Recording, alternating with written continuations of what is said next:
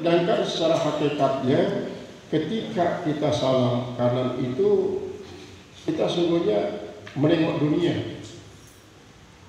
Menengok dunia. Kemudian ke kiri itu menengok akhirat. Kita menengok kepada akhirat sehingga tertujulah ingatan kita kepada akhirat. Seperti yang sudah dijelaskan sebelum-sebelumnya bahwa ketika kita salam ke kanan, jangan salam sebelum kita betul-betul hadirkan Allah dalam hati kita. Kalau pada saat kita salam kanan juga belum kita hadirkan Allah, tidak ingat kita kepada Allah, usahakan pada salam kiri ini kita ingat kepada Allah.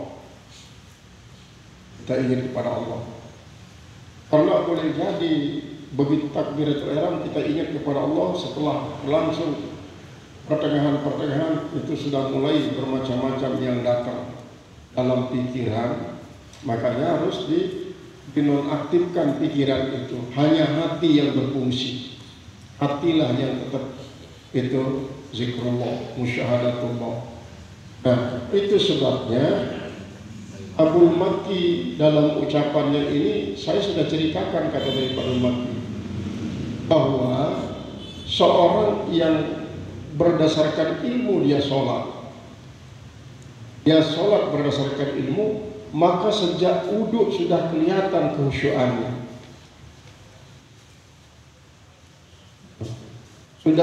sudah kelihatan. Begitu dia mengambil air wudhu, para setan-setan itu menjauh daripadanya.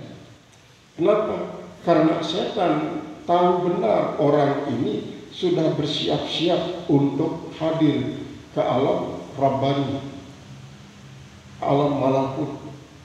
Karena alam itu kan ada namanya alam lahutiyah, alam malakutiyah, kemudian alam hadiyah, alam hadiyah, kemudian alam sampai kepada alam jasmani, alam misal, alam ruh, kemudian sampai kepada alam insi. Nah, itu adalah kadang-kadang persiapan untuk masuk ke alam ini di saat sholat itu yang menyebabkan malaikat pada takut. Menjauh dia betul, malaikat itu betul-betul jauh. Apalagi ketika kita sudah lanjut untuk melakukan sholat. Nah, pada saat kita akan takbiratul ihram itu seperti tadi, hadirkan dulu Nabi Muhammad menjadi imam batin kita. Walaupun kita sedang jadi imam, kita jadi imam secara syar'i, kita jadi imam, jadi pada para makmum. Begitu juga para makmum, ya secara syar'i jadi imamnya lah imam, makanya imam yang jadi imam itu manusia. Sedangkan secara batin dia hadirkan Nabi Muhammad jadi imam. Sehingga nanti di antara yang sholat itu sampai ribuan yang sholat, misalnya sekian persen daripada yang sholat ini tetap dia menghadirkan Nabi Muhammad menjadi imamnya, maka itulah yang termasuk imam zahirnya adalah imam yang memimpin kita di mimbar itu, sedangkan imam batin kita adalah Nabi Muhammad. Dan inilah yang nanti menyebabkan kita diantarkan kepada khusyuk terus. Khusyuk. Kalau kita sudah merasakan bahwa betul kita ingat kepada Allah dari awal sampai akhir sholat, maka nanti kan kita lanjutkan dia. Kita lanjutkan dengan wirid-wirid yang sesungguhnya wirid yang kita ucapkan itu adalah juga untuk membantu hati kita mengabadikan ingatnya kepada Allah. Sehingga sampai di luar sholat, sampai setelah kita selesai berpisah dengan teman-teman setelah berjamaah, kita tetap saja ingat kepada Allah. Nah, inilah yang menjadi salat daim itu, salat yang terus menerus. Ketika orang yang salat ini mengucapkan takbiratul ihram, Allahu Akbar, malaikat yang diutus oleh Allah Subhanahu wa taala itu menyaksikan ke dalam hati kita, disaksikan. Kesaksikan hati kita. Betul tidak ada selain daripada Allah dalam hati ini. Dia mengucapkan, benar engkau bahwa memang dalam hatimu tidak ada selain daripada Allah. apalagi yang akan melebihi agungnya Allah. Sedangkan di dalam hatimu tidak ada yang sama besarnya dengan keyakinannya terhadap Allah. Nah, kalau sudah demikian, maka akan terpancarlah sinar, di mana sinar itu tidak tahu kita, hanya malaikat itulah yang melihatnya. Terpancar sinar, tembus sampai di aras. Ketika dia tembus sampai di aras sinar itu dari sinar hati kita, maka disitulah dia fokus hanya ingat kepada Allah. Tidak ada hijab. Semua hijab sudah disingkirkan. Semua hijab sudah disingkirkan oleh sinar itu. Ini kalau kita bandingkan misalnya dengan sinar-sinar laser yang dipergunakan untuk menjadi media para medis untuk penyakit dalam, itu sinar yang terpancar dari hati orang yang sudah mengucapkan Allahu Akbar itu jauh jutaan kali daripada sinar laser yang dipergunakan oleh para medis. Karena apa? Sinar laser yang dipakai oleh para medis ini mungkin dia hanya sekedar bisa menembus kulit dan daging kita untuk sampai kepada inti penyakit. Tetapi kalau sinar yang terpancar dari hati kita ini menembus semua dinding sampai aras, berarti alam semesta ini akan terkuak. Nah, orang-orang semacam inilah nanti ketika masa hidupnya di dunia sudah berakhir, maka rohnya akan senantiasa berada pada suatu posisi yang illiyin, posisi yang tinggi.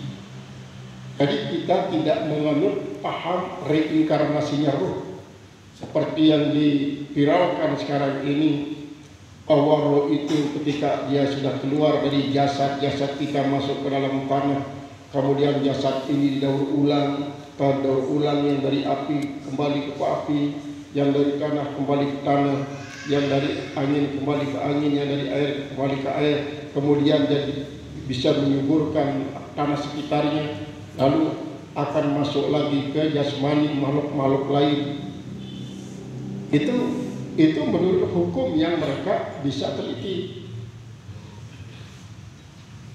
Lalu roh ini katanya dia akan mencari jasad baru, tempat bersemayam dan hidupnya, sehingga satu roh yang dibikin oleh Allah dapat digunakan berpuluh-puluh kali katanya. Dan itu seiring dengan reinkarnasi ini, maka roh itu akan mengalami karma. Karma ini dirasakan oleh jasad yang disinggahi oleh roh itu untuk kesekian kalinya. Sehingga kalau sekarang misalnya yang hidup sekarang ini mengalami kesulitan, mengalami dan ini, berarti dia merupakan karma daripada kehidupannya pada jasad yang di luar. Nah, ini menurut pembahasan daripada mereka-mereka itu. Tapi kita tidak menganut hal itu. Kenapa? Karena kita sudah diajarkan bahwa roh itu satu kali pakai.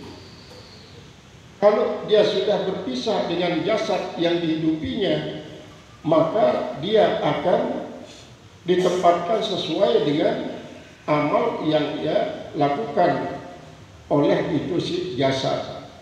Jadi qad aflaha man zakkaha wa qad khaba man dassaha.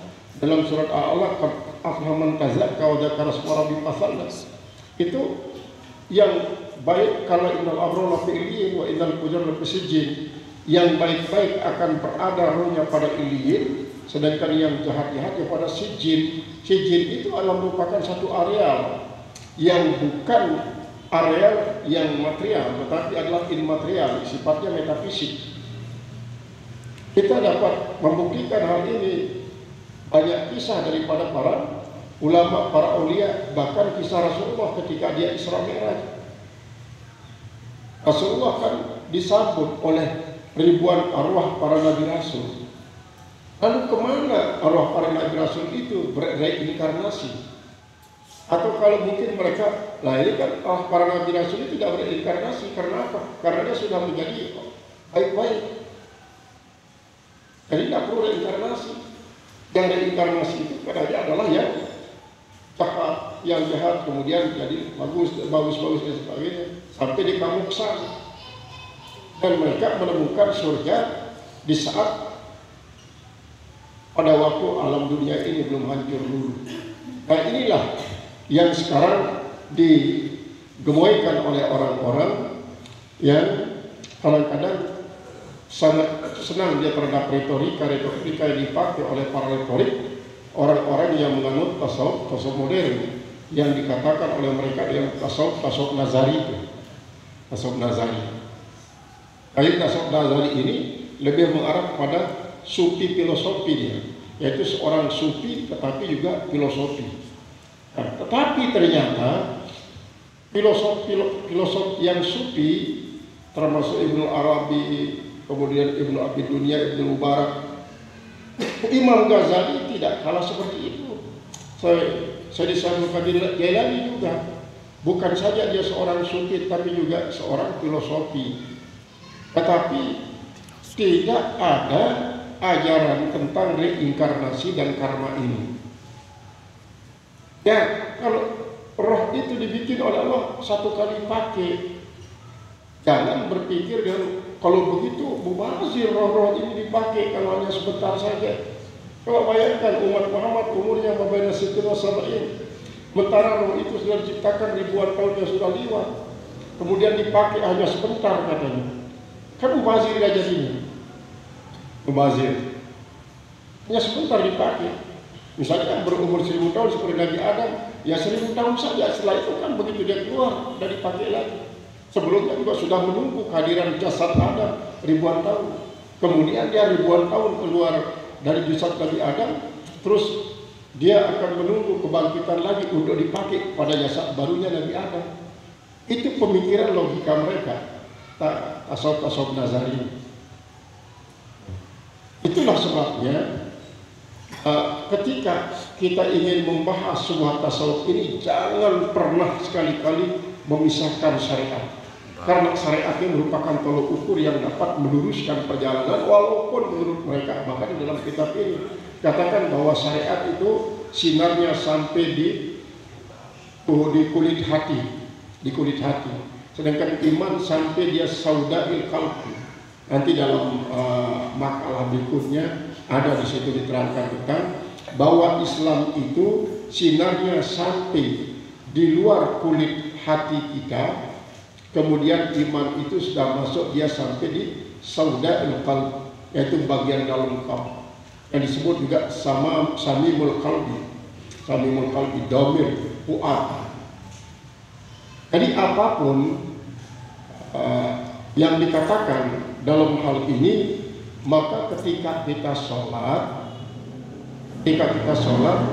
apabila sholat itu berdasarkan ilmu kita lakukan, sehingga terpadulah syariat, tarekat, hakikat, dan marifatnya dalam sholat itu, karena sholat itu merupakan zikrullah akbar, maka dia akan dapat menembus alam semesta dengan sinar yang terpancar dari hati yang senantiasa diperhatikan oleh malaikat yang diutus oleh Allah Subhanahu wa Ta'ala.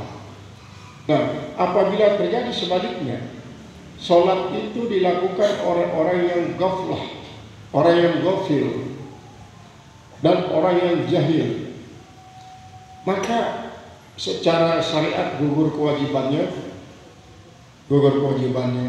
karena dia sudah memiliki suatu tekad untuk melakukan kewajiban.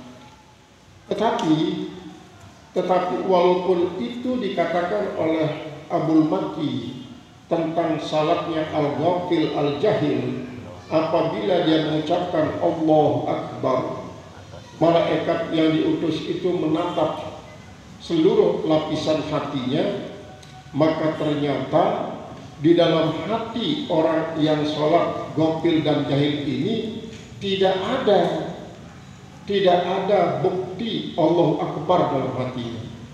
tetapi ad-dunya akbar atau al-aqwalu akbar minal kain, yaitu akwan alam ini yang lebih besar daripada orang yang menciptakan alam.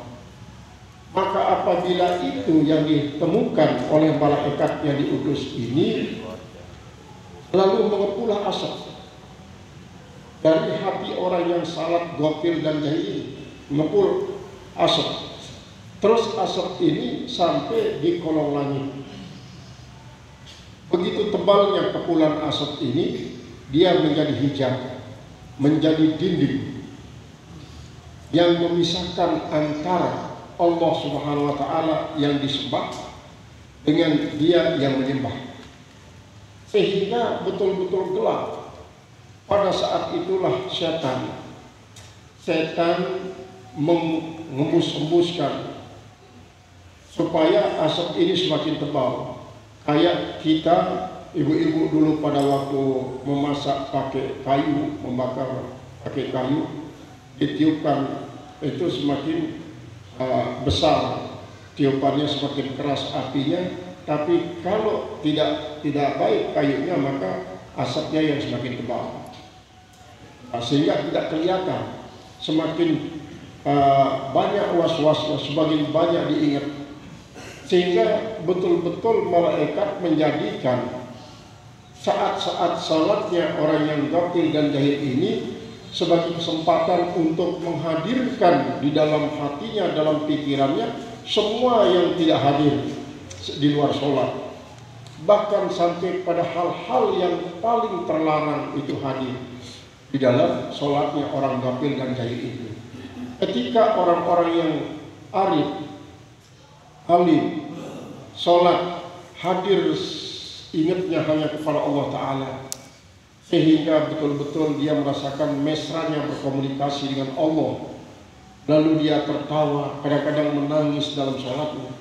Maka orang-orang yang ghafil ini juga bisa tertawa, bisa nangis dalam sholatnya. Karena apa? Yang ditangisi bukan seperti tangisan orang arif, tapi tangisan orang jahil. Dia ingat terhadap apa yang dia lakukan pada masa lalu. Kemudian kadang-kadang dia tertawa, dia ingat kesenangan yang melakukan maksiat dan lain sebagainya. Sehingga pada saat itu justru orang-orang yang ghafil dan jahil dalam sholat ini, dialah yang termasuk dalam kategori yang terlarang oleh firman Allah, "Faman kana yarju liqa'a rabbih falyamal amalan shalihan wa la yusyrik bi ibadati rabbih ahada." Justru dia syirik di dalam sholat. Syirik dalam sholat. Cuma syirik dalam sholat ini adalah syirik ingatan, bukan syirik etika. Syirik ingatan. Karena bagaimanapun secara zahir dia mengucapkan Allahu Akbar sudah termaktub sebenarnya secara zahir, di mana di situ lidahnya sudah mengesahkan Allah. Begitu juga pada rukun-rukun qauli yang lain yang berkaitan dengan pengesaan Allah, apalagi kalau dia sempat membaca doa iftitah, walaupun hatinya belum bisa menghadirkan hakikat daripada wahdaniyatillah, belum dia bisa hadirkan.